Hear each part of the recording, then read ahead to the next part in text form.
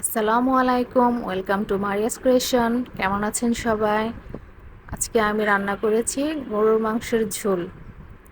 দেখুন গরুর মাংসের ঝোলটা দেখতে কেমন লাগছে। প্রথমে আমি এখানে 2 কেজি গরুর মাংস ধুয়ে নিয়েছি। পাতিল গরম হয়ে গেছে, এখন এখানে আমি পরিমাণ মতো তেল নিয়ে নিব। আমি রান্নায় একটু কম তেল ইউজ করি, কারণ সয়াবিন তেল যত কম খাওয়া যায় ততই স্বাস্থ্যের জন্য ভালো।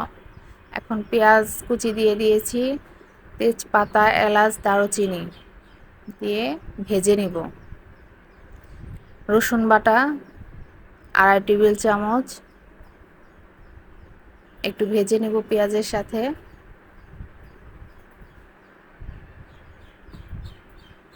আদা বাটা 2.5 টেবিল চামচ, জিরা বাটা 1 টেবিল চামচ। এখন একটু পানি দিয়ে নিব। হলুদের গুঁড়া 2 টেবিল চামচ, মরিচের গুঁড়া 2 টেবিল চামচ, ধনিয়া গুঁড়া 1 টেবিল চামচ দিয়ে একটু মিশিয়ে নিব। আর লবণ স্বাদ মতো। এটা গরম মশলা গুঁড়া। এখানে এলাচ, দারচিনি, গোলমরিচ, তেজপাতা, জিরা, লবঙ্গ সব একত্রে ভেজে গুঁড়ো করে নিয়েছি। এখন মশলাটা যখন তেল উঠে আসবে তখন মাংস দিয়ে দিব। মাংসের সাথে মশলার সাথে একটু মিশিয়ে নিব। আমি এই মাংসটাকে লো আঁচে রান্না করেছি। লো আঁচে রান্না করলে একটু সময় বেশি লাগে, কিন্তু মাংসটা অনেক ভালোভাবে সিদ্ধ হয়ে যায়। আর মাংসতে যতটুকু পানি উঠেছে অতটুকু পানি দিয়ে আমি কষিয়ে নিয়েছি, আর কোনো পানি অ্যাড করিনি।